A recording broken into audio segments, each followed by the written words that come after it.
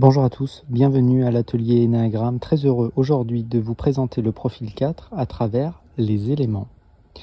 Pourquoi? On attribue généralement la première utilisation de l'énéagramme à l'Antiquité. Comment on étudie le vivant, et ça fait partie des sciences à l'époque, comment on étudie le vivant à l'Antiquité? Eh bien à travers les éléments. Donc ce n'est pas un regard curieux qui va être posé ici, c'est simplement, on pourrait dire, une vision ancienne. Alors, ça sera une coloration, ça sera un essai, parce que l'énéagramme, c'est une tradition orale et on n'a pas de trace finalement de l'utilisation de l'énéagramme à l'Antiquité. Donc personne ne détient de vérité, c'est simplement, encore une fois, un essai. Que vous connaissiez l'énéagramme ou non, que vous connaissiez les éléments ou non, cette vidéo est construite pour tous. Rappelons simplement, sans représenter aujourd'hui l'énéagramme, que c'est une invitation à découvrir l'énéagramme, comment le mental filtre l'expérience. Ce n'est pas la vérité que l'on a vue, c'est une évidence, sinon tout le monde aurait vu à travers certains éléments, événements de la vie, la même chose. Alors que force est de constater que ce n'est pas le cas. Certains vont y voir de la colère, d'autres de la tristesse, d'autres de la peur, d'autres émotions. Donc encore une fois, c'est une invitation à découvrir la manière dont le mental filtre l'expérience et ensuite travailler potentiellement l'émotionnel qu'il y a derrière, les croyances limitantes, ce qui nous bloque. C'est une figure non enfermante, ce n'est peut-être même pas une grille de la personnalité, c'est un système ouvert, prévisionnel. Et à ce titre-là, c'est riche. Je ne représente pas aujourd'hui l'énéagramme sous un angle complet, ça prendrait beaucoup de temps. J'aimerais vraiment aller au cœur du sujet de cette vidéo, c'est-à-dire le profil 4 à travers les 4 éléments, parce que c'était probablement vu comme ça à l'Antiquité. On parle tout de suite du 5e élément, qui est l'éther. Alors, regardons la figure. L'éther, c'est quoi? L'éther, c'est simplement ce qui soutient la manifestation. Il faut un espace incréé, un espace vide, pour accueillir quelque chose. Et d'une manière générale, c'est représenté bien, comme le cercle. Le cercle, c'est l'infini. On pourrait dire que c'est l'univers. Voir peut-être ce qui a créé l'univers. Il faut bien quelque chose qui sous-tend l'univers. Quelque chose qui maintient les éléments, qui sous-tend la matière, qui sous-tend l'eau. Il y a bien une intelligence. L'eau n'a pas pu se créer toute seule. La terre non plus. Le feu non plus. Et l'air non plus.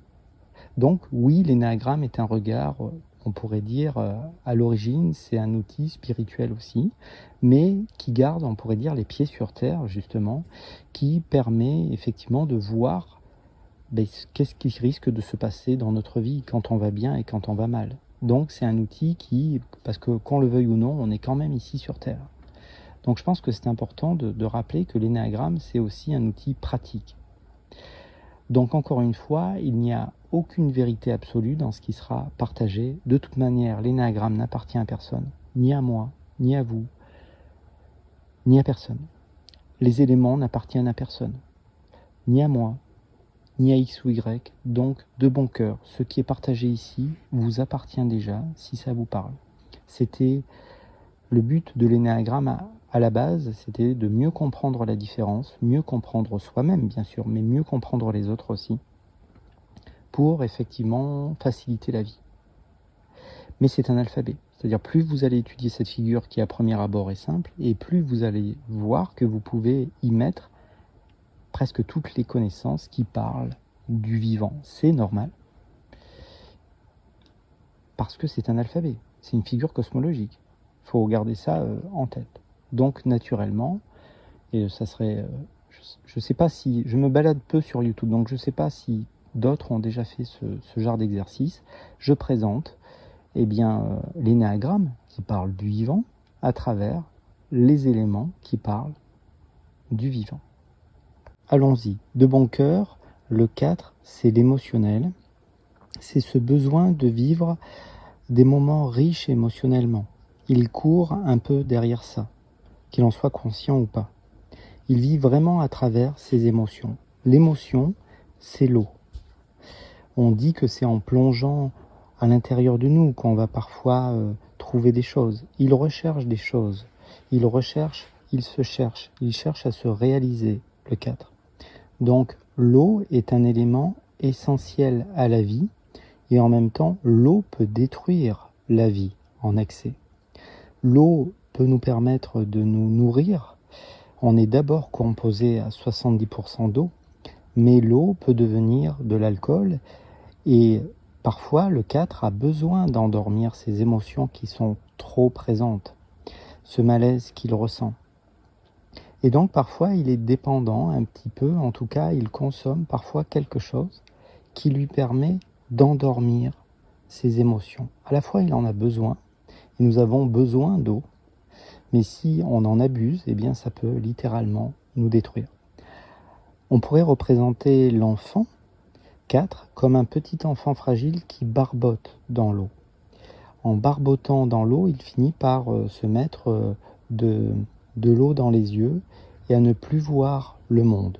On verra tout à l'heure que le sens qui est relié à la vue, c'est le feu.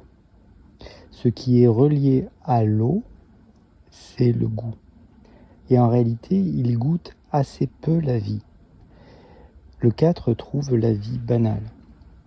Il va, par exemple, dans notre exemple de tout à l'heure, boire, par exemple, un verre de vin. S'il trouve ce moment-là important, riche émotionnellement, alors il va goûter le vin. Mais la plupart du temps, il ne goûte pas ce qui est connu pour son mental. Et on pourrait dire qu'il pense aussi beaucoup. C'est l'air, c'est le vent, et les pensées vont très vite. Le vent est non localisé dans l'espace. On peut se demander parfois si nos pensées sont localisées. De la même manière, on pourrait parler, quand on parle de l'air, de l'inspiration. Et le 4, on le présente parfois comme un artiste. Il est souvent inspiré de ses émotions. Il va effectivement utiliser des pensées pour imaginer des situations. Mais le vent est instable. Il est froid. Et souvent, il est passionné pour quelque chose. Et puis cette passion passe à autre chose. Il n'y a pas assez de stabilité parce qu'il perd pied. On pourrait dire il se noie dans ses émotions. Donc, l'élément dissonant, bien sûr, celui qui est en trop présent, c'est l'émotion. Chez le 4, c'est vraiment présent. Et en même temps, il veut vivre à travers ça. À la fois, il en souffre, et à la fois, il veut vivre à travers cet élément. Alors, effectivement, on dit souvent qu'il imagine beaucoup de choses. En réalité, c'est vrai, mais on pourrait dire surtout qu'il pense beaucoup. C'est effectivement l'air. C'est les poumons aussi, l'air.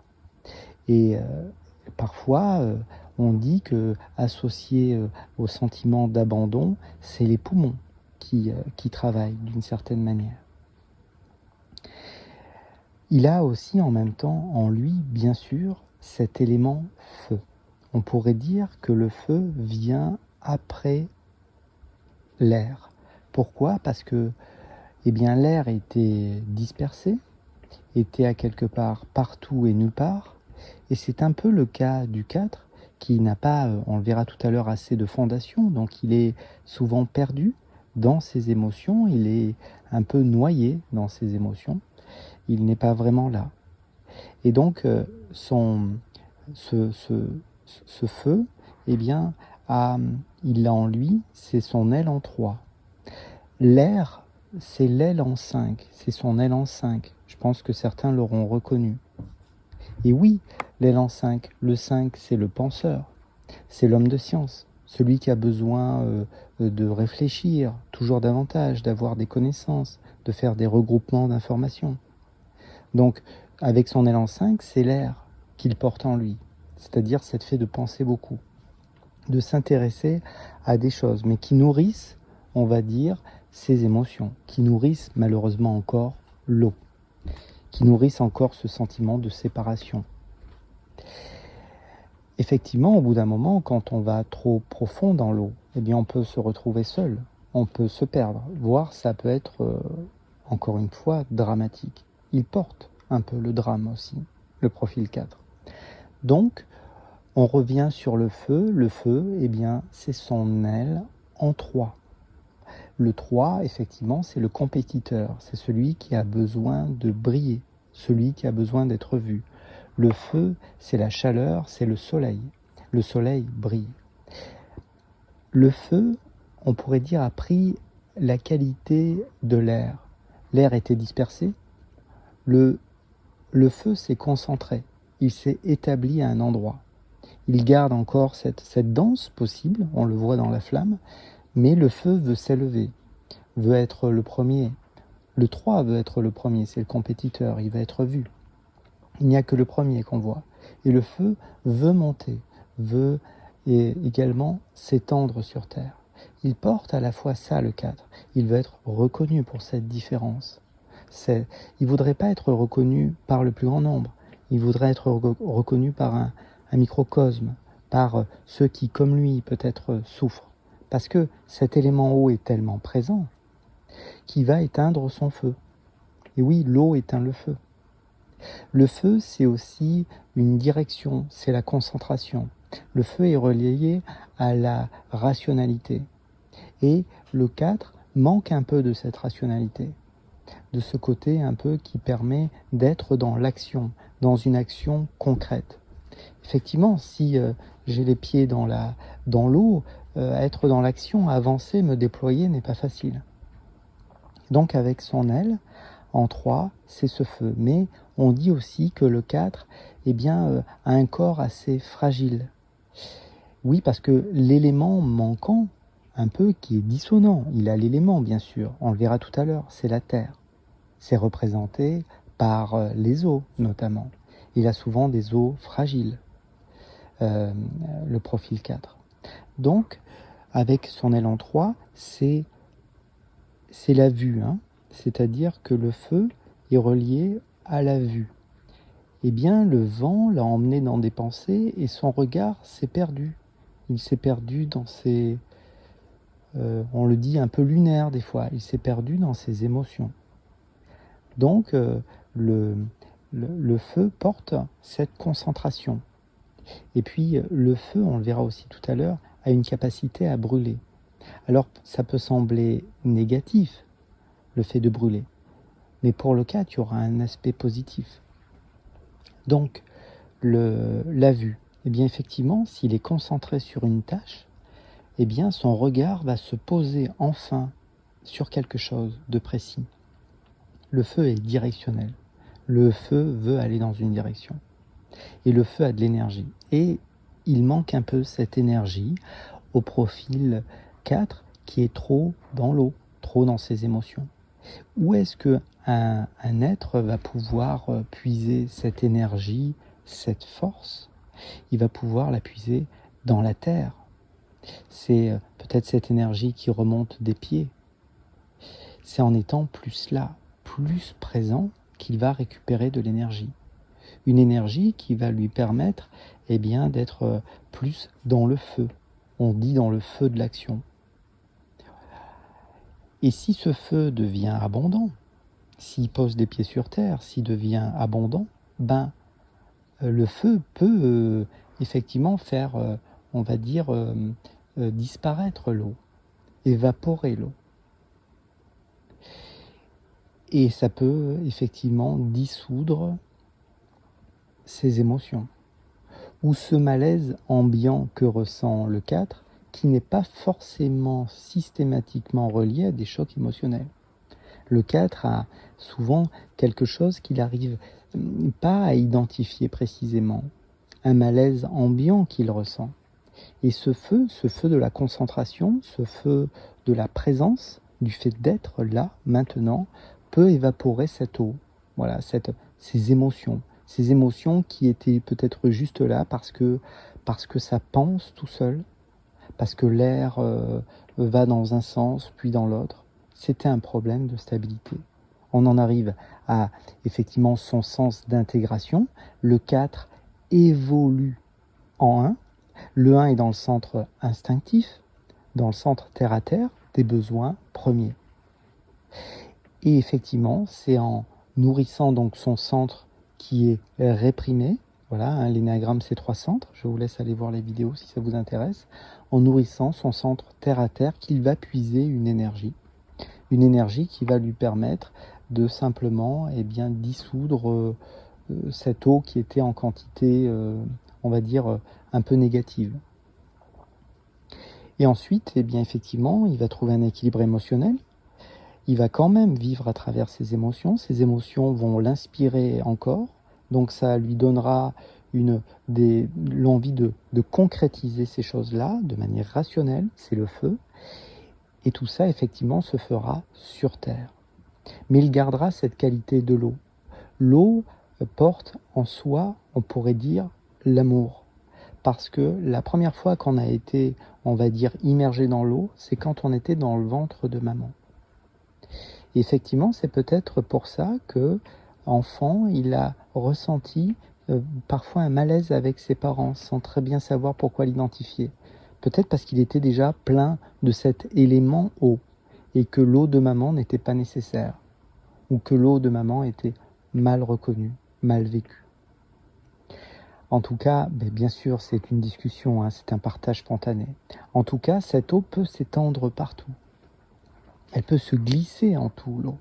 Elle peut aller dans toutes les directions. Elle peut recouvrir la terre aussi. Et peut-être que le cadre porte ça en lui, cette capacité à porter, on va dire, de l'émotion. Le jour où, sur Terre, il y aura un équilibre émotionnel, même si c'est peut-être un doux rêve qui ne se réalisera jamais, si c'était possible, alors les choses seraient bien évidemment plus harmonieuses. Parce que sans l'eau, on perd l'harmonie d'une manière globale. Sans l'eau, la vie sur Terre, tout simplement, n'est pas possible.